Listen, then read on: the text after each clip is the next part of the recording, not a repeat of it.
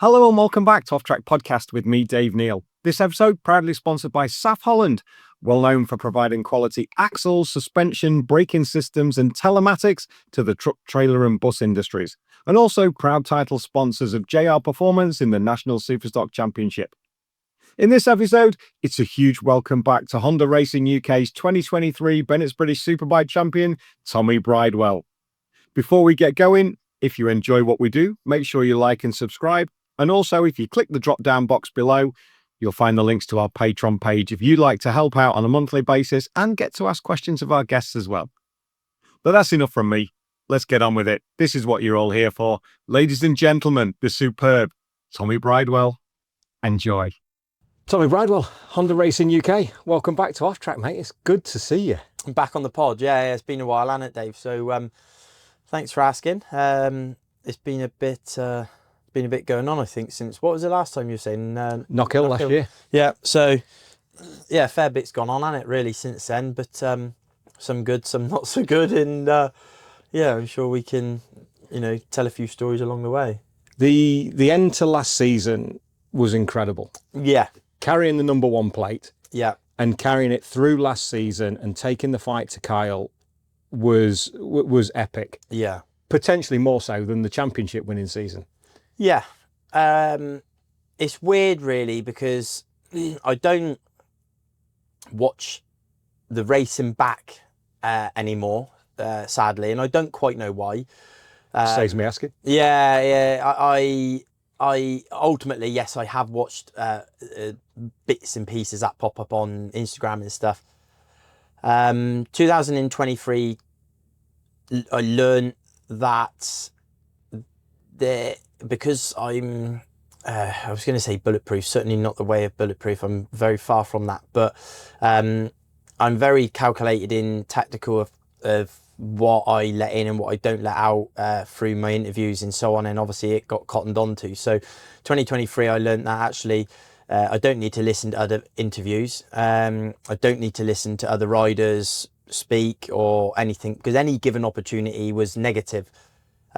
So sadly, since then, I've not actually watched anything back. I've watched when I won the championship, yes, or the last 4 laps, shall I say. And I only watched it purely because it was the last 4 laps in 2023 when I can remember going, shit, I've got a perfect opportunity to win the championship here. But then last year, yeah, probably now and again, like I said, I'll see something pop up on Instagram or wherever it is, and it's got millions of views of the, I don't know, last lap or 2 laps of me and Carl battling for the championship. And it's like anything, if it's for a race, it gets X amount of views. When people realise that it's for a championship, it's it's quite a bigger thing, isn't it? So yeah, ultimately it was an unbelievable finale for sure for the history of British Superbikes.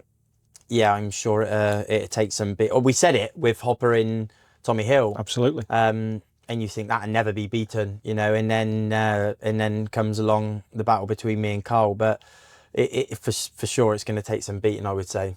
What was it like from your side? Because I've spoken to Kyle a couple of times this year. We did a couple of chat shows earlier in the year, and we relived the last couple of laps. But I've not seen anything this year where anybody's asked you, from your point of view, what was it like from your seat for that final race, going into it, your preparation and your mindset? My mindset, and some of you viewers or listeners to this will disagree with what I'm about to say, and even hesitate saying it, because it's incorrect what I'm going to say in some sense. If I wanted to become British Superbike champion last year, I 100% would have become British champion last year. And the way I say that is I am honest, and I don't really hold much back. But if I really, really, really wanted to win it, I would have just took Carl out. Because I went into that last race leading the championship. I'd done everything I needed to in race 1. I did everything I needed to in race 2. I went into that last race, I don't know, what was it a 4-point lead or something? So either way, we had to beat each other, obviously. If I wanted the easy solution, and if I wanted the easy option, and if I wanted my name to be back-to-back British Superbike champion, I would be lying if I said it didn't cross my mind that I was just going to take him out into Druids. And for, like say, for the listeners, the viewers, you might be surprised with that, but everything in racing has got to be calculated. But I didn't want to tarnish my name with that. So even though I potentially could be sat here as 2 times British Superbike champion on different manufacturers, a few more quid in the bank, let's say, would be nicer. But in the same aspects, if I'm going to be 100% honest, I got everything out of last year and more than what I ever envisioned would be possible. Because when I obviously left Ducati, for me it was a fresh start and a fresh challenge to join Honda, and I knew that undertaking was going to be tough. You know, I was under no illusion that I was going to jump on the Honda and immediately win races and off I go and win another championship. I knew it was going to be tough, and even though we had an amazing season, it was tough, it was hard, you know, for definite. But yeah, like say that last race, I just wanted me and Carl to be able to fight it out fairly. I'm a very big believer as well that may the best man win, and that's what it was. You know, ultimately, I get some people say to me that Glenn obviously got involved, which is understandable. Hey, he's there racing, that's racing, why not? And yes, I did have to use quite a lot of my tyre to catch Cole back up. In last year on the harder tyre to be able to do, I think 24.7, I think it was. I broke the lap record that had stood for so many years. You cannot even remotely imagine the level of what that took. Hey, could it have been different if I didn't have to use my tyre up? I don't know. But ultimately, like I say, I genuinely don't look at it and think, oh, I lost the championship. I feel, if I'm honest, I feel like I got everything and more out of it. So for me, it was still a humongous success. We lost it by 1 point. The year before, we won it by half a point. So yeah, I didn't sleep any different tonight. Fired the motorhome up, left Sunday night, and then I'm back home and feeding the sheep Monday morning, you know. So it's the world still turns, doesn't it? Exactly that. This is our world, we all believe, you know. This is what our whole world evolves around, you know. And I'm a very different person out of racing. I'm a normal person. I walk around Lidl's, I walk around Morrison's or wherever it may be. No different, you know. Yes, sometimes I'm on TV and sometimes I do a bit of this and that, but yeah, it's only something I've just grown up doing, I guess. With that at the end of last season, I thought it was, and I know you well enough that your sentiments at the end of the race, at the end of 2024, when you were onto the grid to congratulate Kyle, yeah, it was the first place you went. Yes, yeah. Massive tip of the hat to you for the sportsmanship, but I know that is you. Yeah. Nobody said, Tommy, you need to.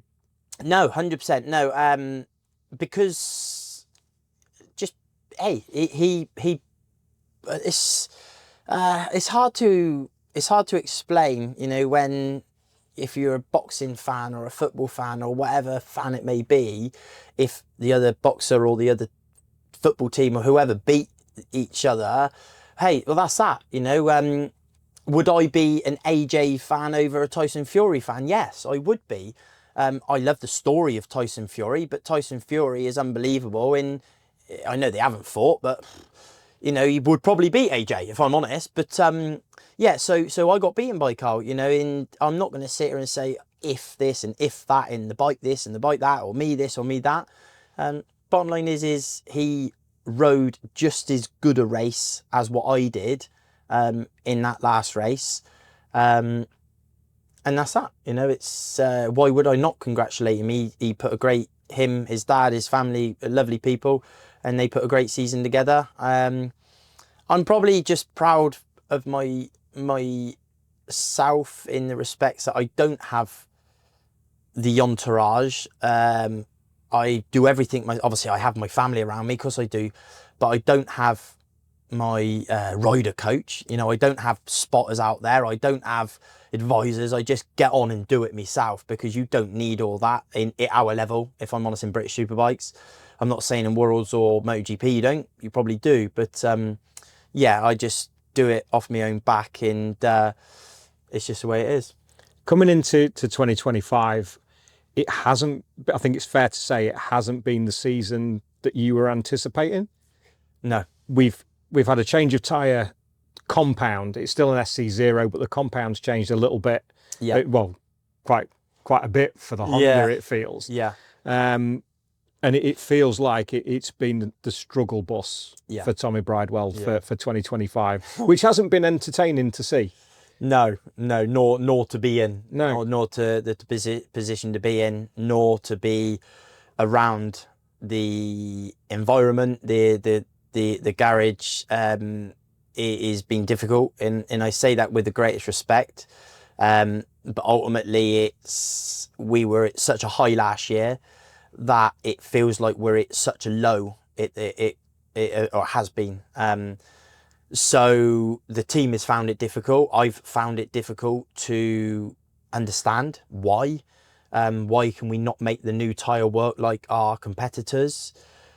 And why have we not found a solution faster? You know, the might of Honda, the infrastructure we have, the workshops, the factory, excuse me, in Louth. I'm a HRC development test rider. I direct links with the factory and so on. And yeah, there's no magic click of the fingers or no magic fix to find what we are missing. It's made it a tough year for sure. I suppose the only thing I've slightly come to terms with is that's just where we are at the moment. And for me, it's just making sure that I make the best of what I can and make the best of what is available, really. And I think ultimately, if I was moaning and groaning and can't get this to work and that to work, but the other Hondas were first, second and third each weekend, then hey, I need to look in the mirror. But ultimately, let's just take Hassan last round as an example. I'm the only Honda that is even remotely near 2 Ducatis and 1 Yamaha. I'm a second and a half off the race win there in the dry. But yet the other Hondas are 11, 12 seconds behind me. So there is positives.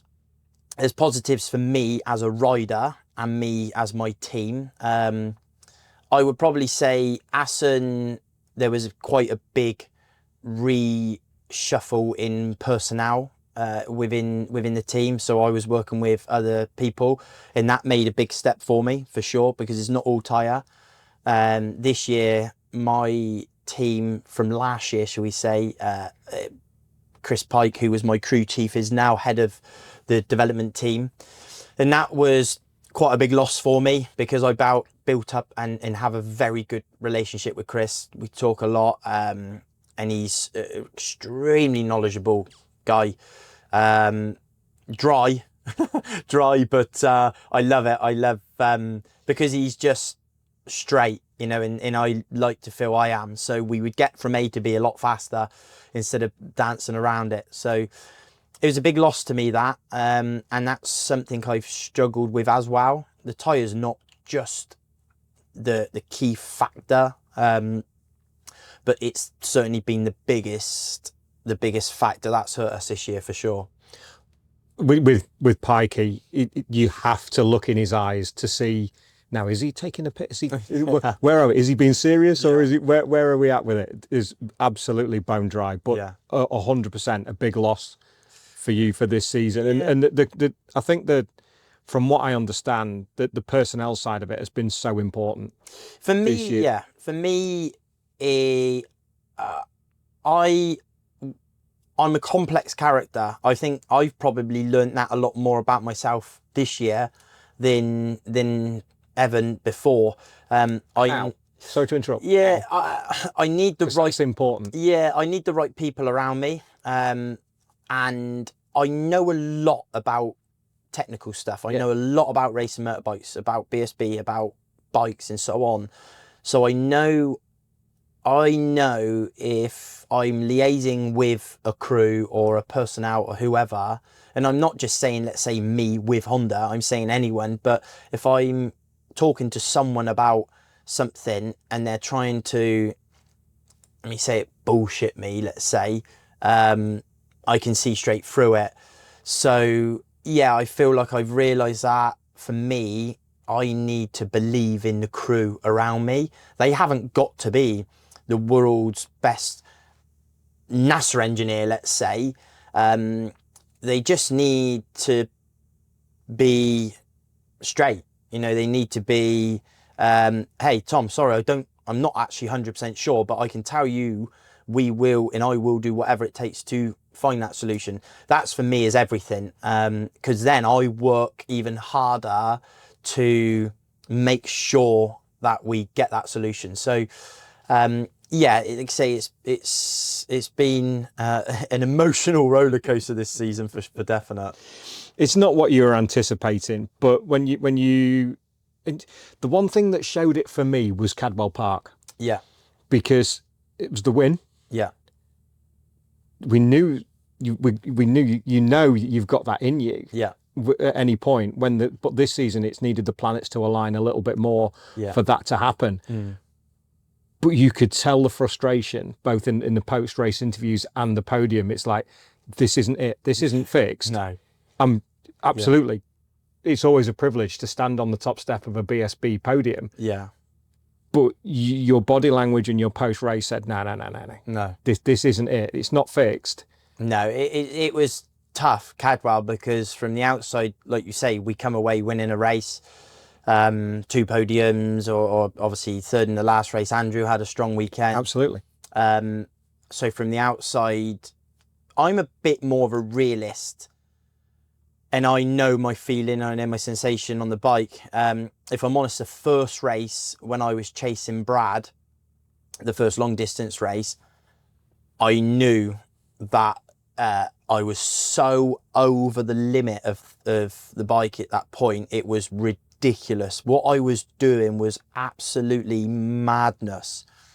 And it was just a matter of time. And I said that to obviously the team, and I appreciate for them, they were like, look, in them situations is where you should and need to took a second, you know, because I could have perhaps rolled off. I don't know, obviously Carl ended up catching at the end, but we know what Cadwell was like. It's a bit of a dogfight. I'm strong on the brakes.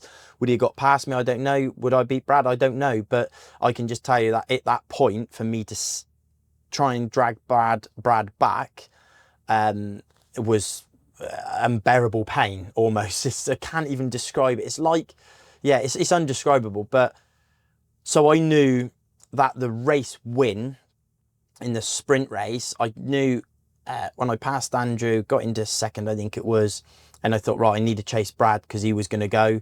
And then obviously then he crashed. And immediately I was like, God, that's made life easier. Because there's no one now on the grid that is able to beat me in the respects of I felt like I could just hold him up.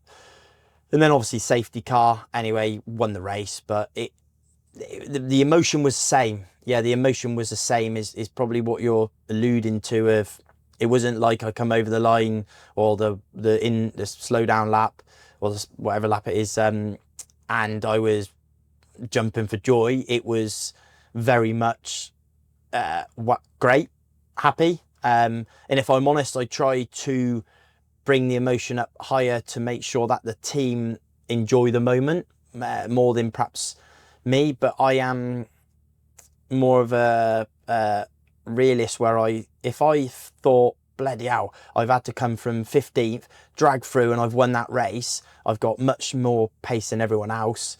I'm going to smoke them in the next race. Then we're on air, different person.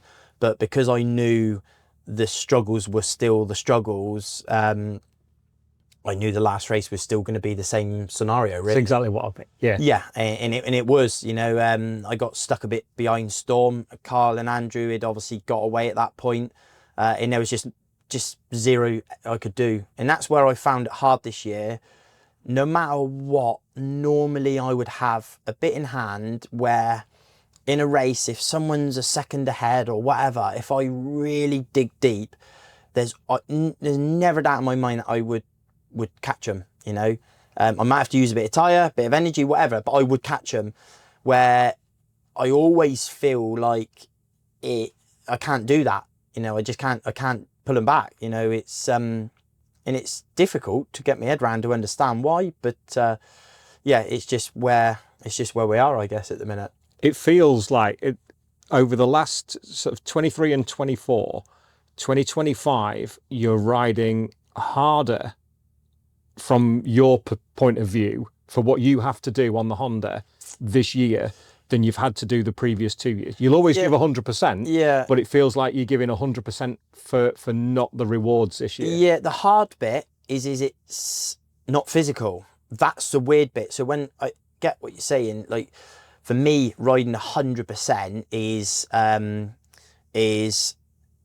finishing going, well, there is nothing more I could get out of that motorbike. So if I finish first or fifth or wherever it may be, as long as I finish that race and go, that was absolutely on the limit every lap, I will manhandle it to the best of my abilities. But at the moment, or let's say wind back before Assen perhaps, I've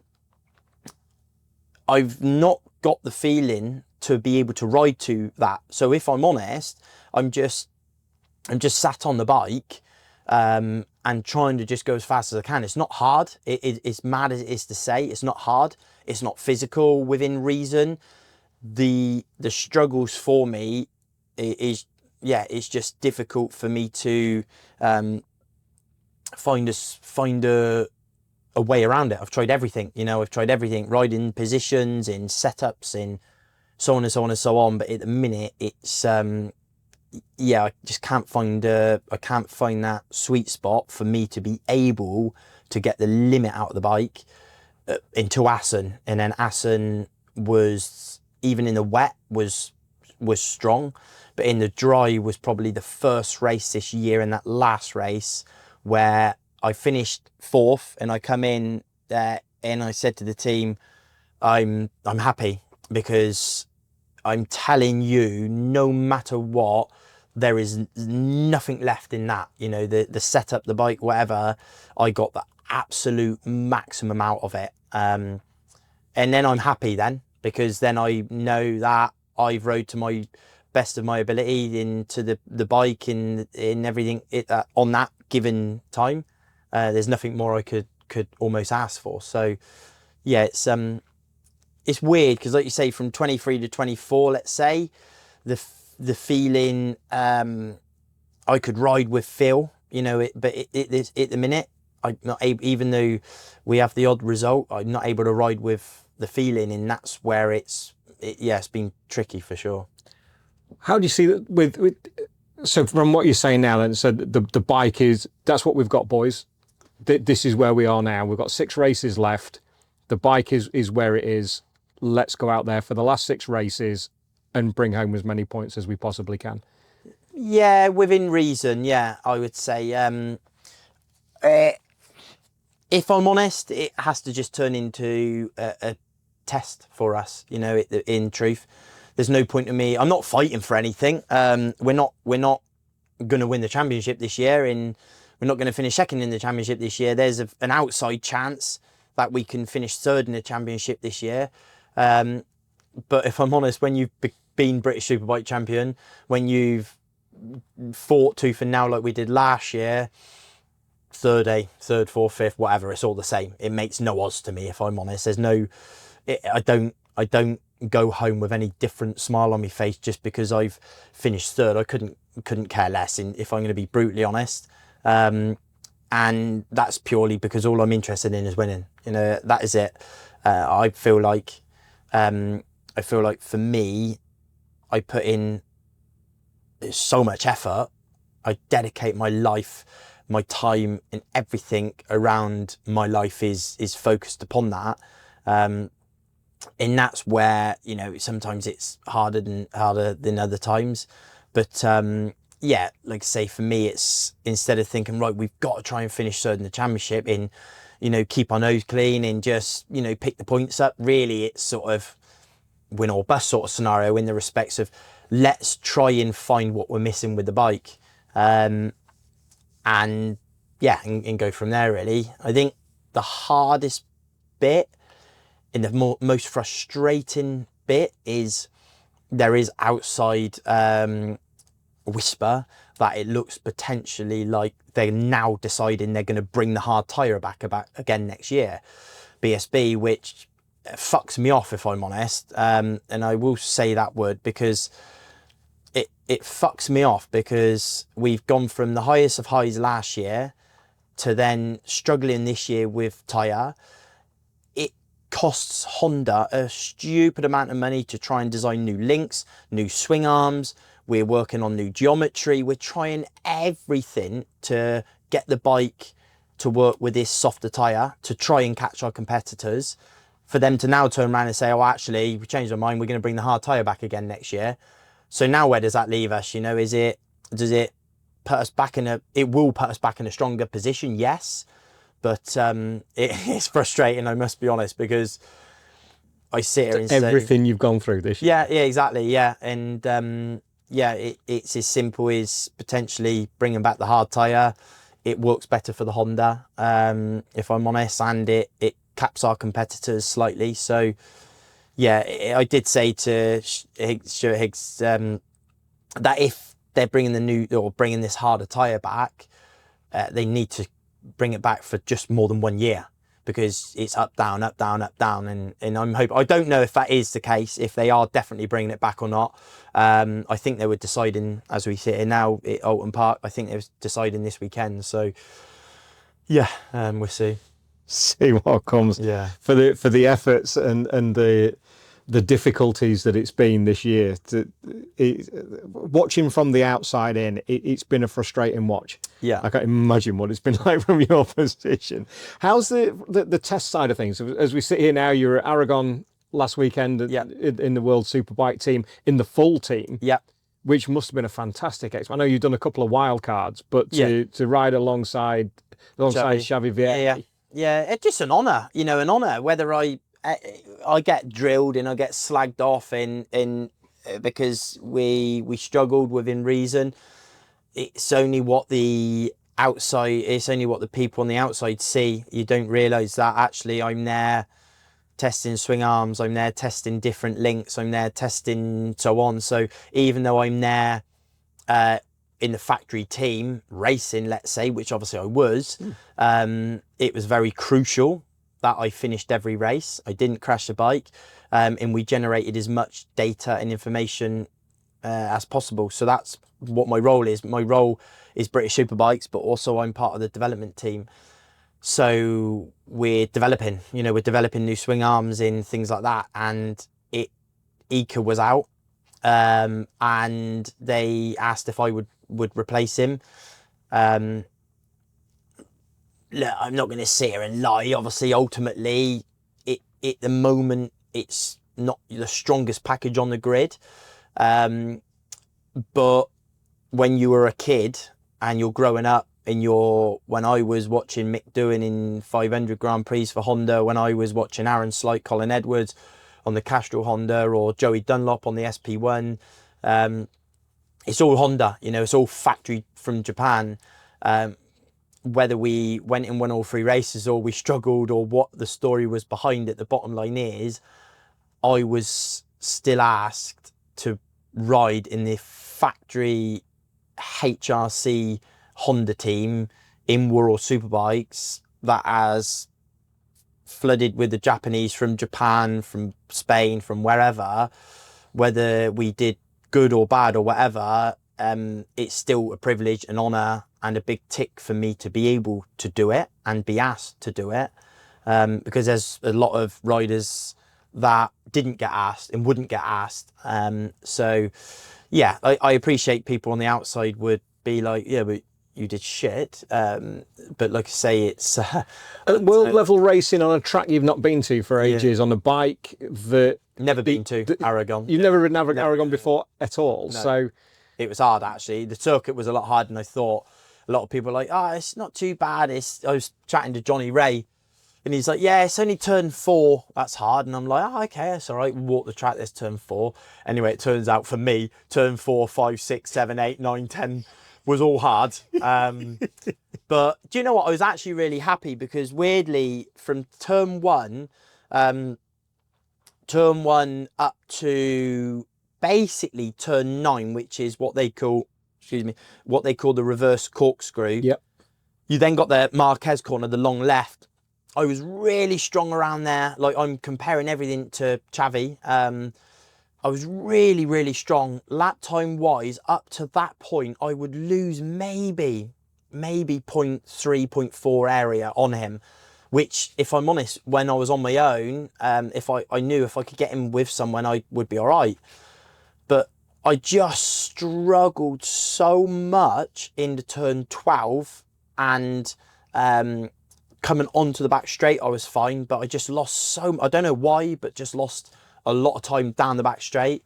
And the last corner, every time I entered it, I didn't know what line I should be on. And in the race, I tried to get it right, but I struggled. I must be honest, the track was hard. But still, yeah, like you say, when you're ultimately, you're against Top Rack, Bulliger, Bautista, none of them are slow. And I think, if I'm honest, I think I ended up, I think in my race pace, I think I was like 50.5 or something. And I think in that same race, maybe Xavi was like 49 flat, maybe, or mid 49s. I was about just over a second off of him. So ultimately, it's still a second, you know, but hey, it's a bike he rides, a circuit he knows very well, and the electronics is so complex that I can tell you it's no mean fee to do it. A lot of riders wouldn't even undertake the task, you know. But yeah, I think we did. It was all right, you know. I ain't gonna shout him about it. I think it was a creditable job. Yeah. Because when I spoke to Brad at the end of last season, and he explains the pace that everybody goes at from the green flag of FP1. Yeah, it's mental. You haven't disgraced yourself in any way, shape or form, especially if you haven't been there before. The weird bit is the first lap of the race is carnage. Where I was towards the back of the grid, it was absolute carnage. They were hitting each other to the point where it was so slow that I was like, oh, just get out of the way. I need to get on. Like I could go so much faster. But then all of a sudden, about the last 2 corners of that opening lap, it's like they go, right, we've had enough of knocking the shit out of each other. Now let's get on. And they go, fuck, where have they gone? So it's like, yeah, it's tricky. You've got to really be ready, you know, ready to go, because as soon as they turn that switch on, then bang, you know, you're in it for what was 17 and a half plus, or 17, just over 17 laps, as hard as you can go. So phenomenal riders, you know. Ultimately, a lot of them are ex Grand Prix riders, whether it's MotoGP or Moto2. It's going to become even more that way, it seems now in the future. Sadly, it's not so much BSB going up to World Superbikes, it's more MotoGP coming back to World Superbikes. And I think that's where this Paddock, if I'm honest, is going to struggle in truth with the future of it, because a humongous amount of money now is become involved, sadly. Struggle to move up. Yeah, for sure, yeah. I thought you meant struggle as a whole. I think it's going to say it's a benefit for the series that our boys can't move up. Yeah. But from a career perspective, unless you turn up, as has been proven for Ryan and Caricasulo and people like that, unless you turn up with €500,000. It's mental, yeah. Yeah, no, it's mental. Like I say, it's all rumour. I don't know facts, but there's numbers going around World Superbikes that it's to be on the new Ducati next year. You've got to be looking at taking €500,000, obviously €600,000 for a 12-round championship, one fly away into Phillip Island. I can't even comprehend or can't even get my head around the logic behind it. It's mental, really, isn't it? So it's a tough way at the minute, like you say. And you look at the lads coming through, and you think, well, when you started coming through in your late teens and your early 20s, and you go, well, we know where the path is. Yeah. We know where you can go. We know what you can do. The younger ones coming through now, and you look at the potential next British Superbike champions like Joe Talbot, riders of his standard, you kind of look at it and you go, when's his opportunity coming? Because when you look at the teams from the top of pit lane to the other end, I don't like saying bottom because that's unfair on the teams, from the top of pit lane to the other end, finding the right opportunity within those teams to be able to progress your career, it's becoming more difficult. Yeah, harder. Yeah, you boys aren't going anywhere. Well, no. To be honest, I sort of talk like I'm an old veteran. Really, I'm actually only still 37, which in motorsport, in Superbike, should we say, nowadays is not old in some aspects. You know, look at Alvaro, look at a lot of the guys. The hardest bit for me is the not so much the riding, it's the training. I train so hard. You are brutal. I know this. You are brutal on yourself outside of a race weekend. And that's the problem, if I'm honest, because it's like, I don't know how long I can maintain that for how many more years I can maintain it for. And I also know that I don't want to not do it any other way. It's just all or nothing. So, we'll see how many more years I can get my ass out of bed at 5 o'clock to go swimming in the morning. Yeah, it's not easy. How much are you enjoying the R&D role? Or are you enjoying the R&D role? That's probably a better question. I enjoy the time when it goes right. I feel we've developed a new swing arm between myself in the R&D team and Honda and everyone involved. I feel like we went from X swing arm and we developed the swing arm all the way up. And I can remember going, well, I feel in Barcelona, we are ready to give that to the HRC team, the factory team. I now want to know what Xavi thinks of that arm, that swing arm. And it was a nice point where we developed it all the way through, and then we said to the, obviously, HRC, right, now you guys see what you think. We think it's a small step better. It's not reinventing the wheel, but it's a small step better. And it was all positive from their side. It's what, I think I could probably say it's what they run now.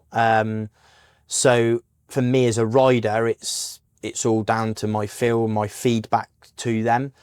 The slight side I don't enjoy is when we arrive in Barcelona and it turns out there's a heat wave and it's 58, 59 degrees track temp, and it is unbearable heat. You're at Barcelona with literally just me, Alicia Espargaro on a MotoGP bike, and the last time Lorenzo Savadori on the Aprilia MotoGP bike, 3 of us on track for open pit lane for 2 days solid, and you're just doing lap after lap after lap. So it's hard. That's the hard side, if I'm honest. I can't say it's the most enjoyable side, but the laps are limited. You're not going out and going, right, race run after race run. You're doing more 5 laps in different link, different swing arm, 5 laps in different link, different swing arm, so on and so on and so on. So the 2 days normally go quite quick, but it's still hard work for sure. But yeah, they like say the positive side in the big tick is when you give them something and it's almost like the green light from them. So yeah.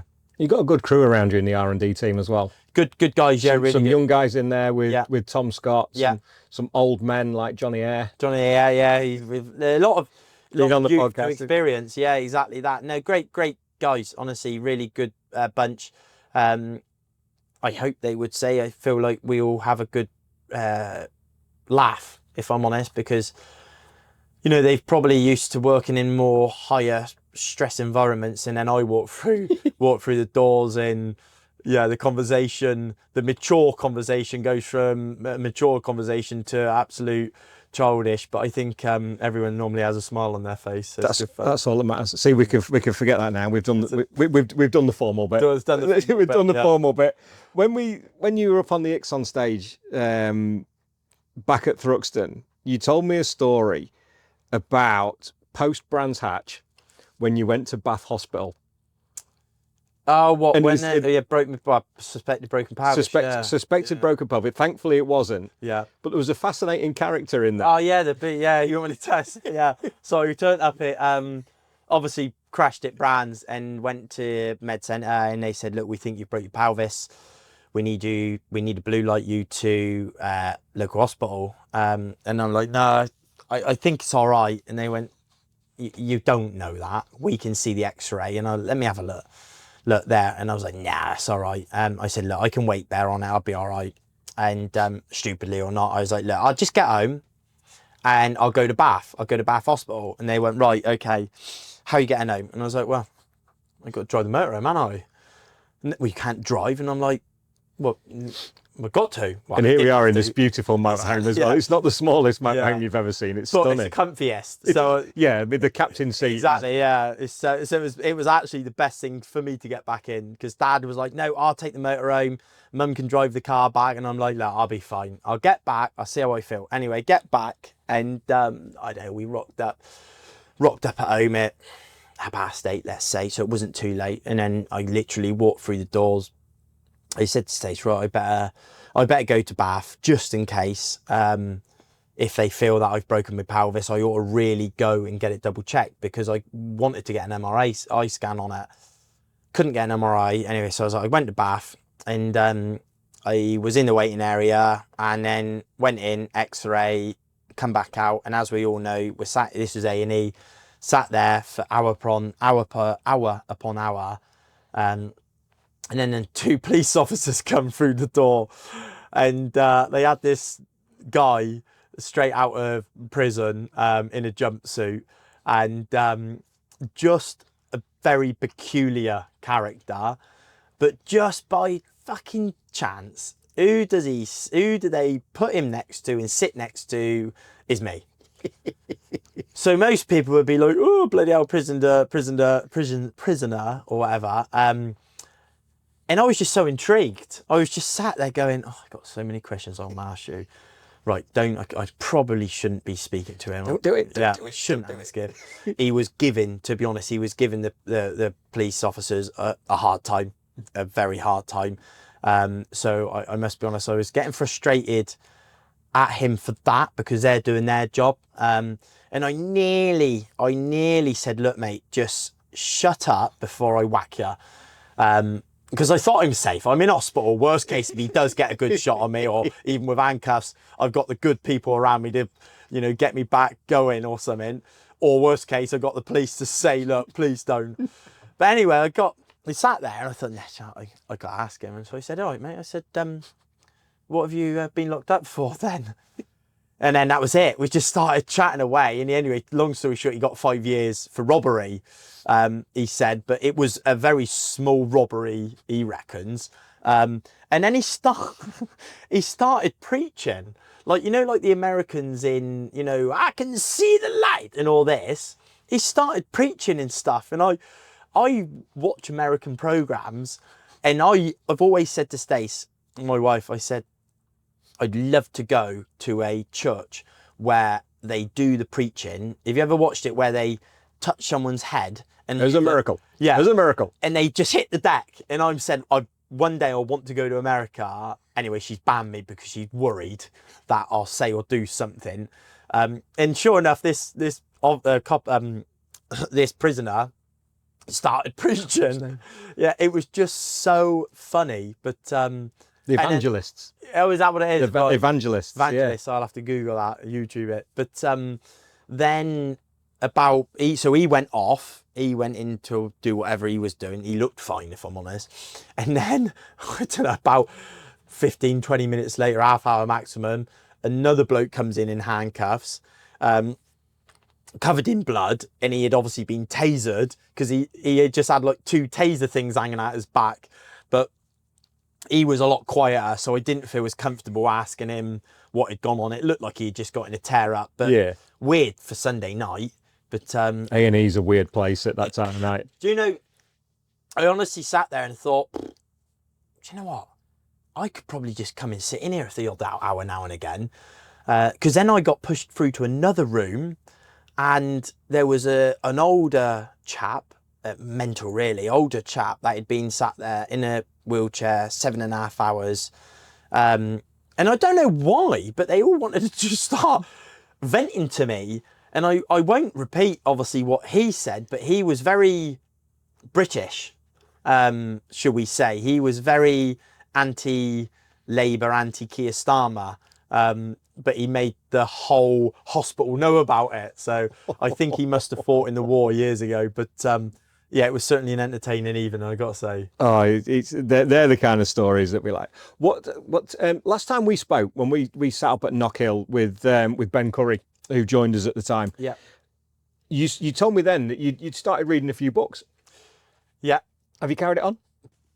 Or have you just been too busy? I have. Because it intrigued me, because you were so taken by it. Yeah, I was. The Secret, it was, obviously. That's it. The book. And I was reading it with, like, real interest.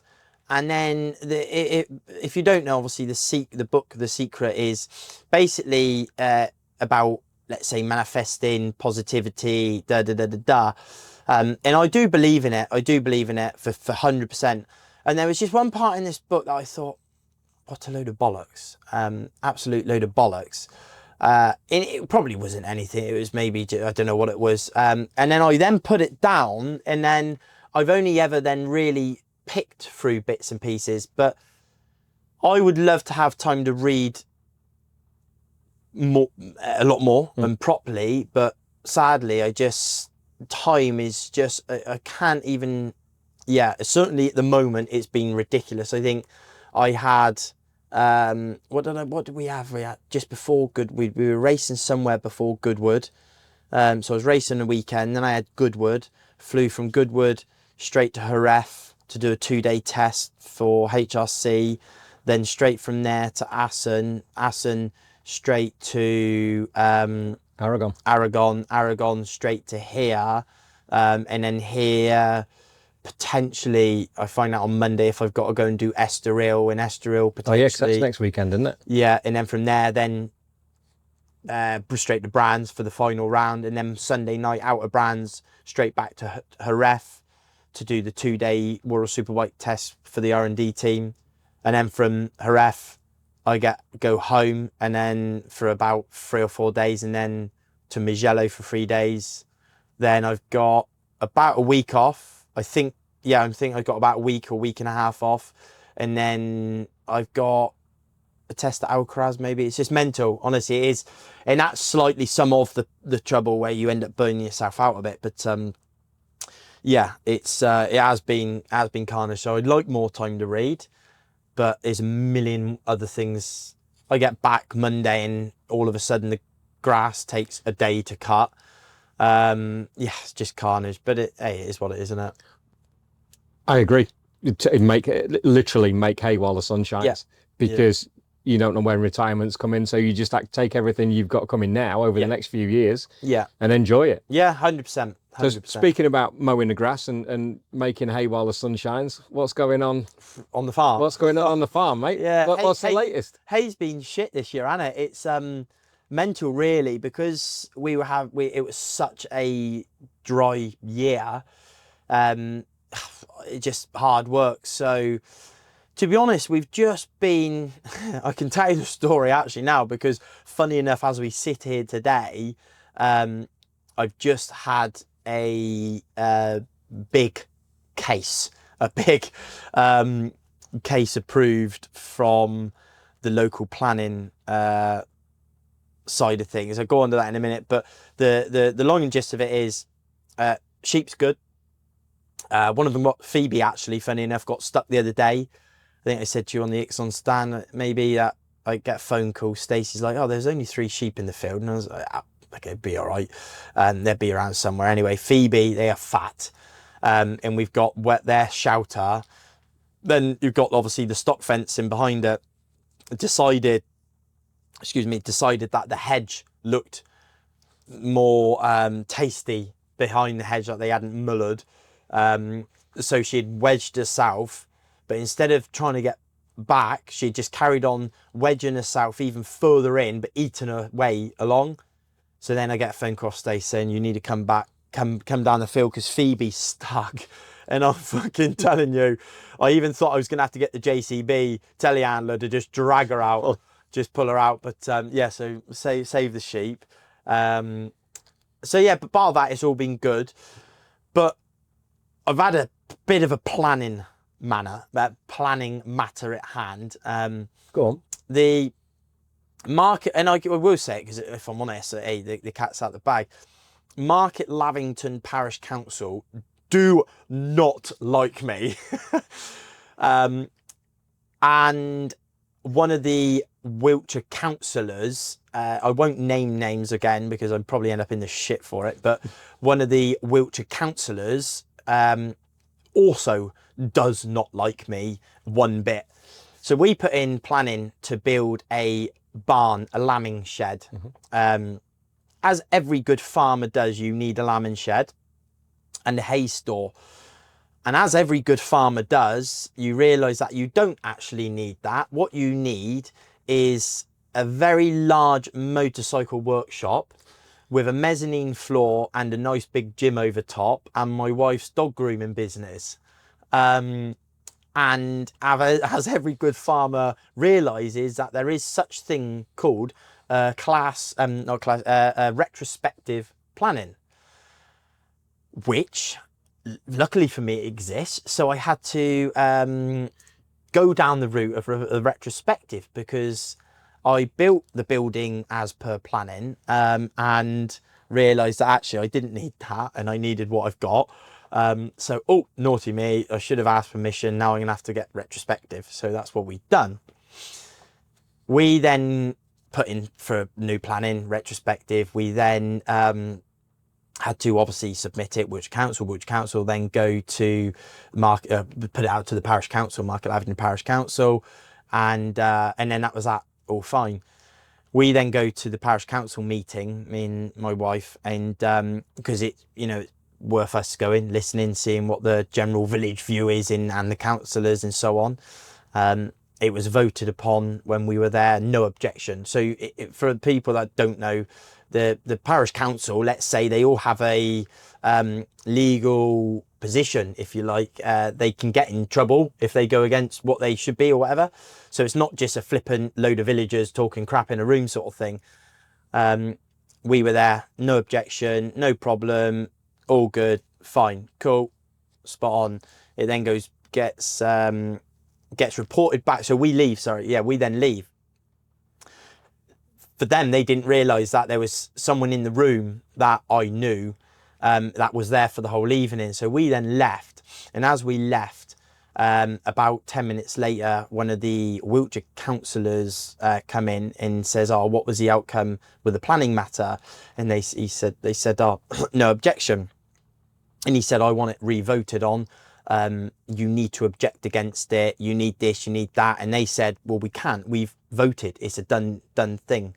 We voted, no objection. Anyway, they slagged us off big time. They slagged us off. And they then said, oh, do you know what? Sod it. Let's just re-vote and object. So they re-voted and objected, which obviously they can't do. But they had forgotten that obviously every parish council meeting has also an audio recording. And once you request that audio recording, they cannot destroy it. But because the day after, it became apparent that what had happened, I requested the minutes and the audio recording immediately so they couldn't destroy it. 3 months later, we get the audio recording because the minutes that they had written were basically saying that I sat in the room and told everyone that I was going to turn it into residential and I don't care about this and care about that, which was a lie. Absolutely. So, yeah, it frustrated me actually. It really did frustrate me. So luckily we managed to get the video, the recording, audio recording. And in between all of this, Wiltshire Council had actually verbally approved what I have done. And yabbering on a bit now, but anyway, the Market Lavington Parish Council kicked off again and said it has to go to committee. And obviously committee is like quite a bigger thing, where they can tell you, we don't care how much money you've spent on that building, you're knocking it down sort of job. So that was today, the committee meeting was today, where then I had to then instruct our architects to go and obviously speak on our behalf, because obviously we were travelling up here, and Mum also had to go and read a statement of what good people we are. So for Mum it wasn't difficult, I must be honest, but Chat GPT definitely come in quite well for sure. But so we wrote this statement out, and then I was at the garage earlier talking to the team, and that Stacey phoned, she said, never ever again are we doing that. And I was like, oh why, what's that? Well, I've just had your mum and the architects on the phone saying you do not realise how close we were to having to knock that down. It ended up an hour and a half they were discussing the application, and it obviously goes to a formal vote of 5 people, and obviously the majority is, anyway, 2 voted in favour and 2 voted against, so it's down to the final guy, and praise the Lord, he must have been a bike fan. So yeah, the lambing shed continues. Exactly. So the lambing shed exactly is now obviously a fully legitimate mezzanine floor, dormer roof building. So it's worked out all right. But it's just, like I say, it's mental really, because people that listen to this are probably motorbike fans, watch BSB, watch Worlds, watch GP, whatever. But like I say, it's not that I'm different out of racing, but I live no different life to probably any other farmer that has a barn on their land and realises there is such thing called a Class Q, and that Class Q is what then a barn turns into. You can legally turn it into residential if it stood there for 10 years. Sadly, I'm not going to go into this position of the country, because that's opening a big can of worms, but it's not for our podcast. No, it's not, definitely not. But it seems that we do need to support British farmers in at the minute with the subsidies, and it is hard, you know, it is very difficult. So a big thing is back British farmers for sure. If it's allowing them Class Qs to build buildings, and perhaps that's one way of helping as well. So how much sympathy do you have for like Jeremy Clarkson and what he's going through? Because that seems to be, it's a similar sort of, yeah. At least you're not going to open a shop or a restaurant or anything at your place yet. That's what I was going to come to. Yeah, I have actually got planning for another barn in the field, but it's a stable at the minute, or supposed to be a stable planning. It's mental. It's mental. Oh, hey, Clarkson's is Jeremy, and he's a character for sure. I love him or hate him, he's obviously who he is, but I believe what he's done, you know, resurrected a derelict pub. He's got a thriving farm. He's obviously given Caleb in that girl, what was her name? You know, the girl that was on the last one? Yes, but I can't remember her name. Who's gone on to do her own thing on TikTok and that's it. Yeah, God knows what. I forget her name. Just them 2 people, for example, he's given them now a life. Harriet? Yeah, so that sounds right, yeah. Giving them a life, a different life, you know. He's also given local community and everyone around there. But I also do appreciate that where he is, Chipping Norton is obviously a very quiet village, which has now got thousands of cars going through it. So I do also sympathise with the villagers because of that, because you've turned a small quiet village into mayhem, if I'm honest. But yeah, so like I say, it's not for this podcast. I know the area. I know where the farmer's dog is. I did 4 years at Bryce Norton. Yeah. So it's not too far from your neck of the woods. No. So I know that area. The Glory Hole, that was it. Did you watch it? They kept saying about. No, what was it? One of the builder was saying about. It was like the whatever. It was funny what he was calling it. There was a glory hole. What's a glory hole? In the toilets or something. So brilliant, and There are not too many pubs I've been to that got a glory hole in them. That's for sure. And I've never been to Amsterdam, so I can't tell you about that one either. No, nor me. Not that you're going to admit to, Tom. Exactly. Before we finish off, mate, thank you for this. No, pleasure. Always a pleasure from my side, mate. Thank you very much. We've got our questions from our patrons. Yeah. Who contribute to the show every month and get a chance to ask questions of the guests. Cool. First one up is Liam Evans. Yeah. What keeps you motivated now that you've won a BSB title? To obviously win another. I also am a sucker, and I don't know why, but I'm a sucker for taking the difficult route. Which stupidly, you know, I probably should perhaps look at taking the easier route and going for a bit more glory. But I just love proving people wrong. I just love the fact that people say you're never going to do anything on that, or you're going to struggle, or you're this and that, and da da da da da, and just thrive off of, like I say, proving them people wrong. The only way I can do that is to commit what I do into it, and that's day in, day out, twice a day, non-stop. And really, if I'm honest, that should and hopefully it will bring me another title. If not, I also know that it's certainly no stone unturned from our side for sure. But I did weirdly, I had that same question when I won in 2023. I didn't know if that was a tick. Boom. I've not got that same desire, you know, not that same desperation, if I'm honest. But I think Honda would probably back up that.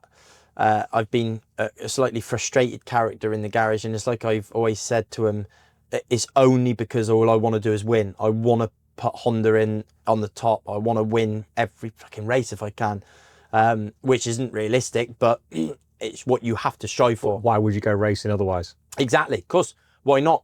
When you start the season, you want to win every single race. That's quite unrealistic, but ultimately, if you can't win every race, you want to win every one bar one sort of thing, and then eventually you go, right, how are we going to win this championship? And that's finishing second sometimes or third, and then wins and wins and wins. But yes, it's where we are. You've got to mature at some point. Exactly. Yeah. Please don't do it yet. No, definitely not. Liam, thank you. Chris Turner. Do all the Honda riders in BSB share or have access to each other's data?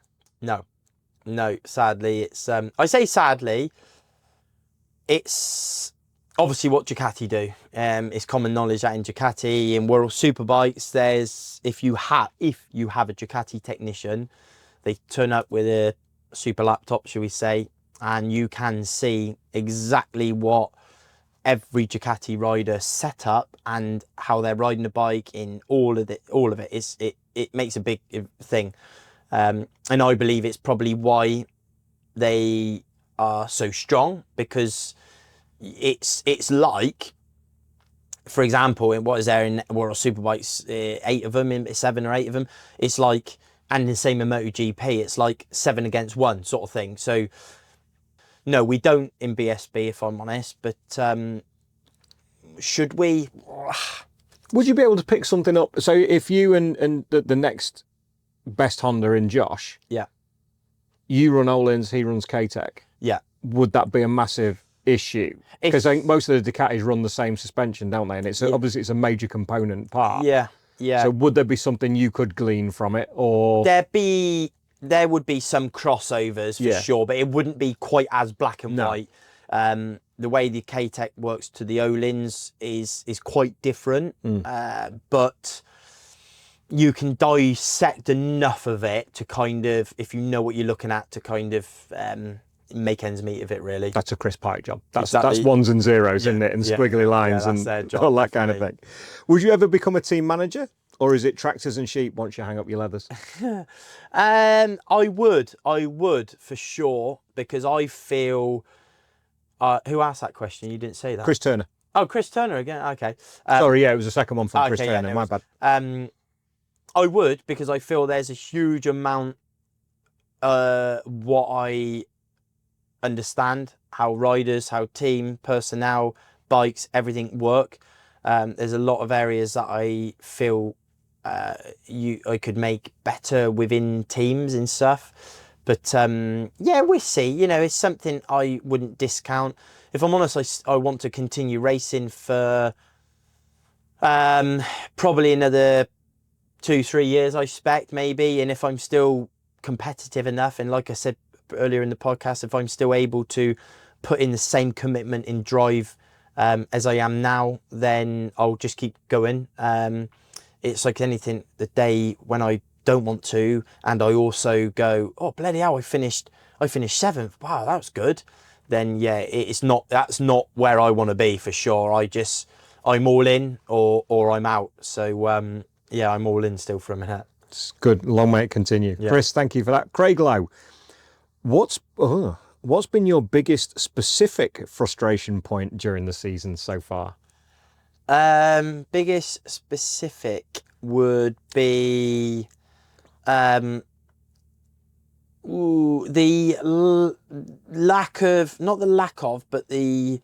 fact that we've not been able to put our finger on what is the fix for the issue. Lack of grip is obviously, lack of grip. Lack of the grip has hurt us. And there is a solution somehow, somewhere, if it's designing a different link or something. But we've just not been able to put our finger on it fast enough. And before you know it, we're 2 rounds from the end of the championship, and it's too late for us to win the championship. So that's been the frustrating part. It's not, if I'm honest, it's not from Honda's attempts or trying. It's just been a manically busy year for all parties. For me as a rider, development team, BSB team. So yeah, it's been a tough one for sure. And conversely, has there been, what area do you feel, if any, has improved this year to last year with yourself, the bike, or the team? They're good, our patrons. Yeah, I know. Deep questions. And I don't check them beforehand either. I just come straight out. I would say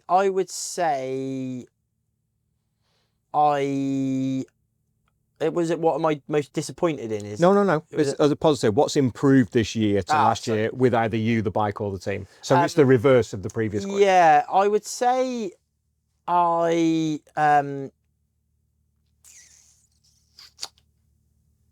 it's a difficult question, if I'm honest, because we are going faster. You know, we are going faster than what we did last year. But so is everybody else. Exactly. And everyone else has got more of an advantage with the tyre. So when I put in a new tyre, I can't go faster. I can go faster on the old tyre. The problem is you can't do a lap record and beyond on an old tyre. So if, I know it sounds silly, if they stopped the race mid-race and said, right, you can't change your tyre, i.e. like Hassan, it helps me because everyone's optimum grip is gone and it brings them back a bit. But yeah, I don't really quite know how to answer that question because I feel like I'm riding well, not being able to ride quite as well as I can. But I feel like obviously Honda's done everything at the moment that they can do to try and fix it. There is literally a truck of kitchen sinks up there. Yeah, exactly. Every weekend. Is new swing arms and stuff. So it's not for the want of trying. It's just that we haven't found that magic fix yet. You know, and if I'm honest, I feel like we need the winter. We need the winter to dissect the year, see where we were and have been and what's gone and what we need and so on and so on. Start redesigning. Obviously, we all know that Honda do everything in-house. They have the machine shops, the engine dynos, the so on and so on. So there's a lot going on, and they can and will fix what needs fixing. But I think we need the winter to, instead of making a rush decision of think, right, we need that, it might not be that, you know, we need to try and find the actual solution. If you fix it, yeah, will that be your proudest moment in racing? No, definitely not. No, I think for me, not even remotely near, if I'm honest. Just wonder where it fitted in. Yeah, because clearly it's a massive thing that you're working to achieve, and there's so much effort and heartache from everybody going into getting this Honda right. Yeah. But if all of a sudden you and the team got it right, where would it rank? Just nowhere.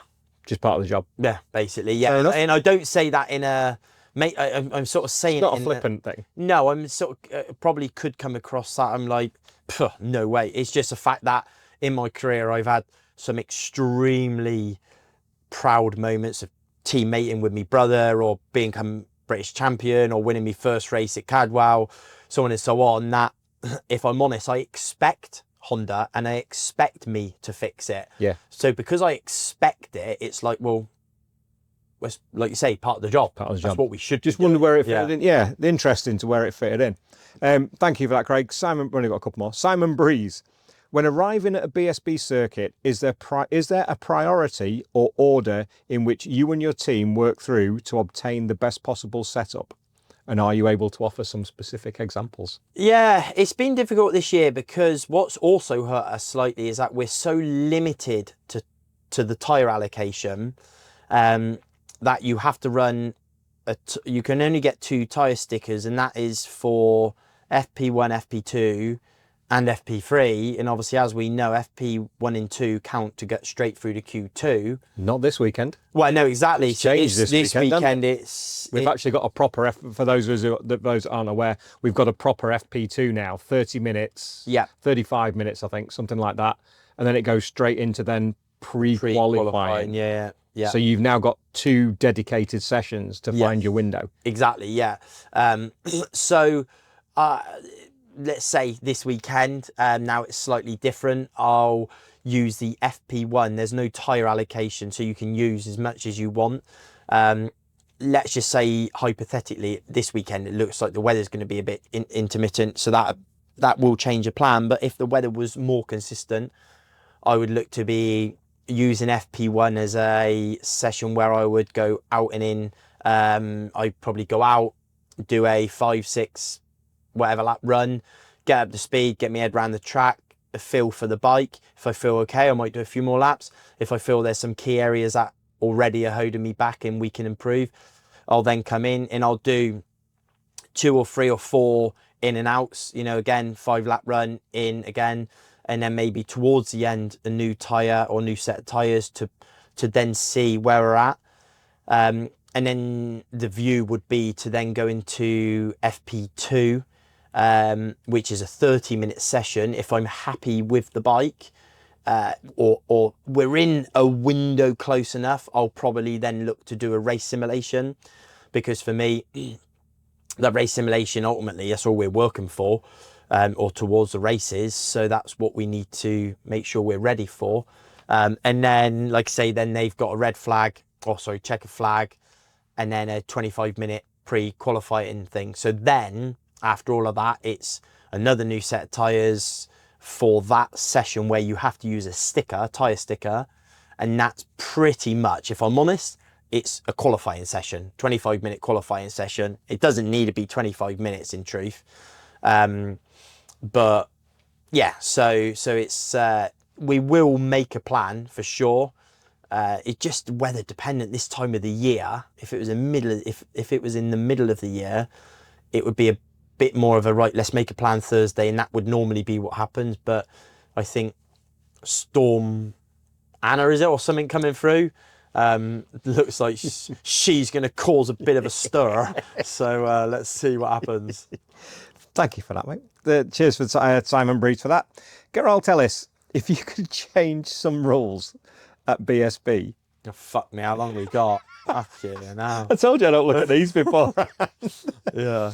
You can't say more power for Honda and less for everyone else, and keep up the good work. Yeah. Oh, thank you. Thank you. Are we going to get in a world of shit if we answer this question? Fuck, to be honest. So, Go on then. yeah, no, there'd be, no, all jokes aside, there would be stuff. It was something that I was pushing for earlier this year. I would like to reintroduce electronic aids. For me, reintroducing electronic aids is, when I say aids, is reintroducing traction control, potentially reintroducing wheelie control, reintroducing launch control.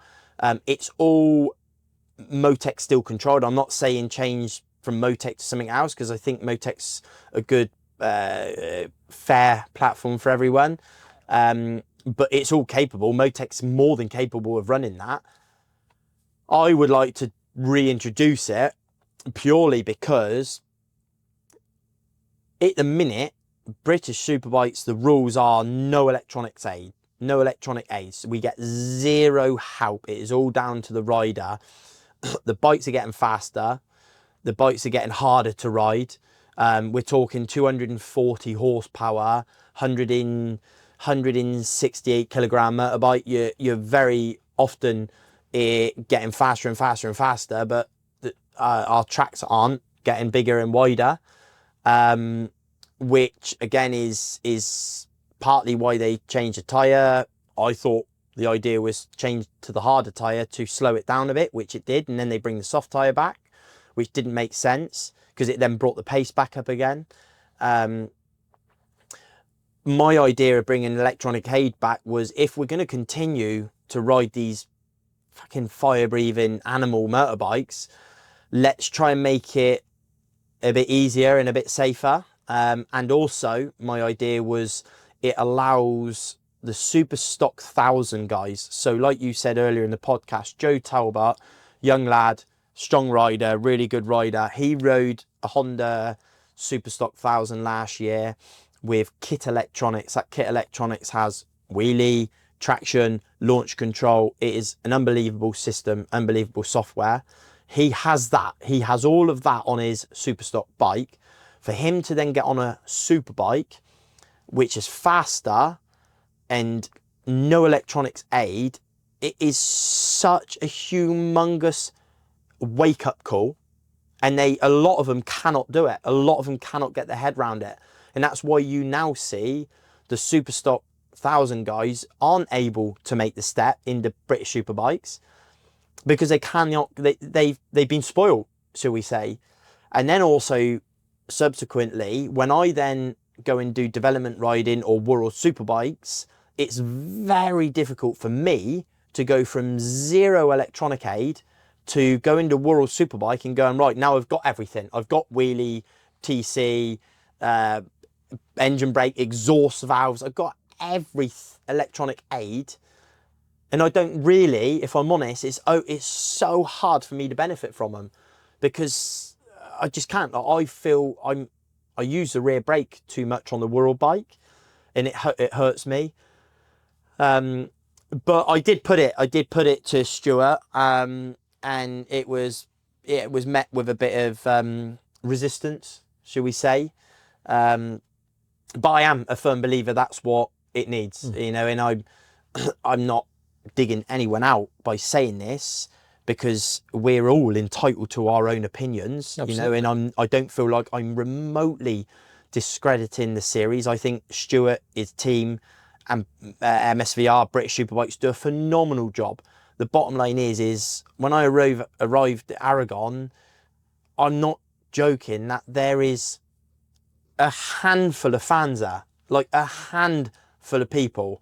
I was actually told that if you bought a MotoGP ticket, you got something like the World Superbike, you got a free World Superbike ticket or something to try and get the pit fans there. Yes. It's unbelievable. Whereas the weekend or other races or Cadwell, you cannot move. So we drag in a huge amount of fans, and that's what we do it for. But like I said, you know, unless they're going to slow the motorbikes down, which in my opinion, it's not going to happen. Ducati are bringing out a new motorbike next year. There's talks of perhaps this new Bimoto arriving. Will there be a new Honda soon? I'm not sure. All of these things. So the manufacturers are still developing the 1000cc motorbike. It's not dead yet. Nowhere near. It's become a bit of a thing that in a few years, Superbike or Supersport, the next gen Supersport, i.e. the R9 or the whatever, that's going to be the new Superbike. It ain't going to happen. It is not going to happen, no matter what they...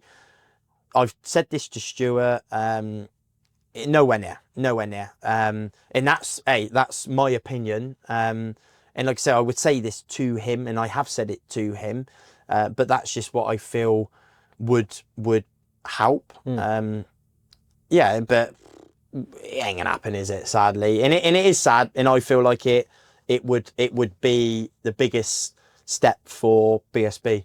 It would also help riders progress potentially. Exactly that. It would close the gap, and it wouldn't, because the series is as it is now, and it provides fantastic racing. Yeah. It brings the crowds in. I'll echo exactly what you said. Stuart, Scott, the whole MSVR team put on a fantastic show. Yeah. And that's why we keep bringing crowds through the gates. Yeah. But from a rider's point of view... But even from a racing point of view, it wouldn't make any odds. It wouldn't be like, oh, just because, for example, Honda's got wheelie control or traction control, it reinvents it. Because the bottom line is all you're doing is you're comparing apples for apples, if you like. So would Ducati and Yamaha, and so would any other of them, you know, Kawasaki, whoever. They'd all still have the same electronic aid. The only qualm with it, let's say, is the stronger the electronics engineer, the better you can refine it. No question. For sure, I get that. If I was 30 years younger Yes. and a bit smarter, Yeah, exactly. Yeah, that's the route I'd have gone down. Yeah, so I appreciate the stronger team, or the bigger teams would be able to afford the better electronics technicians. But if I'm honest, it's similar now. You know, Honda have some good personnel, and better personnel, let's say, than what the lesser teams, like you said earlier, with the greatest respect to the teams that are on a tighter budget. So it's no different. You know, it's no different in truth. We can work with our Motec system probably a lot better than other teams because we have better knowledgeable people, I guess. You work with Rodri? Rodri, yeah, he's not here. He's not in BSB anymore. He's actually gone to... Oh, has he gone to the R&D team now? Yeah. Johnny good? Johnny's in with me now, yeah. Who's a lovely lad, really knowledgeable lad as well. So, we got some Former people. crew chief and data engineer for Luke Mossey for a few years. Yeah, I think, years. Was it OMG days, I think? He was at OMG with him as well, and I think he was at Bournemouth with him. Okay, oh, nice, yeah. When he was with Pete. Yeah, so he knows what he's about. Oh, yeah, for sure. Finally, this season has been a tough one to say the least, although the world's wildcard ride must have given you confidence to get a little more out of the bike. How confident are you that Honda can be a dominating force in British and World Superbikes again? And how does the Honda remain as competitive as the Yamahas, who have been on it from the off this season? From Mick Strickland. Mick Strickland. What was the last part? How do they remain against the Yamahas, you said? How confident are you that Honda can be a dominating force in British and World Superbikes again? And how does the Honda remain as competitive as the Yamahas, who have been on it from the off this season? Yeah, okay, yeah. Because I'd say at the minute the Yamaha has a slightly stronger package because they benefit from this new tyre. I would say Honda for British Superbikes and World Superbikes, we've got some work to do. I don't think anyone within Honda is under any illusion that we've got some work to do, for sure. We know it's quite clear where the competition is. The biggest competition or competitor is going to be this new Ducati. When I say about we're under no illusion of what we're up against, Honda have and are more than capable of doing equally and more than what Ducati are. It's not for the lack of trying. It's not for the lack of personnel or for work. The development team, the World Superbike team, the British Superbike team is never been so strongly united. So all of the information and data around is all being shared. And it's the only way we're going to get stronger. You know, if we all keep ourselves to ourselves, then it makes it a lot bigger task. So we're trying our hardest, and I have every faith that we will get it sorted. But yeah, we've got a bit of a way and a bit of a challenge, but I think for sure if anyone can, it's going to be Honda for definite. I think everybody's pulling in the right direction. That's the thing. There's been some big curveballs go in this year, some recently, some across the season, and it's everybody's pulling the right way, and it'll get fixed at some point. Yeah, for sure. So hopefully sooner than later. One thing that I've seen today that made me smile, you nearly had the band back together this weekend. I've seen Jeff from Olins. Yeah. And I've seen Carmenet. Carmenet's here. Carmenet back. So that's your crew from your championship winning season. Yeah, and Paolo was on side. Paolo, sadly, he's the one that's missing. Yeah, he was in Aragon. James Mead, my electronics technician, is He's at McCann's? No, PBM. Oh, he's at PBM? Yeah, of course he is. Yeah. He was at McCann's at the beginning. Last year. Yeah. And then they brought him back in with Scott at PBM. Yeah. That's it. Honestly, them guys for me is like I said to Paolo in Aragon the other day, that they're obviously family to me, because within winning that championship year, and Cami, my tyre tech, who's actually with me at Honda. Within winning the championship for me is obviously a dream that I promised my brother. So they helped me achieve that. So for me, they're forever be not just technicians or crew for me. It's they hold a special place for sure. Perfect place to end it. Is that happy enough for that? Mate, always a pleasure, Tommy. Thank you so much. Thank you, Dave. Pleasure, mate. Ladies and gentlemen, it's always a pleasure. He's so great to be on a podcast. Again, it's been far too long. Ladies and gentlemen, Tommy Bridewell. As always, a massive thank you to Tommy, and a massive thank you also to Saf Holland for sponsoring the episode as well. Tommy's such a great guy. I think that's a different side to him than you were expecting after the last 2 episodes that we've done with him. So cool, so calm, so collected, and always great fun to listen to. And we wish Tommy and the Honda Racing UK team all the very best for the rest of the season. Next week, we're not quite sure. We've got a few things in the fire, well, even a few irons in the fire even. You see, I do make mistakes when I'm doing these. It's not always perfect. Sometimes I'll cut it out, sometimes I'll just leave it in. And this is one of those times I'll just leave it in. We've got a few irons in fires for next week, but we'll be down at Brands Hatch for the final round of the Bennetts British Superbike Championship. We've got a couple of chats lined up down there as well. I can't wait. It's going to be an amazing finale. Who's your money on? Is it on Brad? Is it on Kyle? After you've told us what you think about the episode, let us know who you think is going to win the BSB Championship in the comments below. So until next time, thank you so very much for watching, and please do look after yourself. Bye-bye.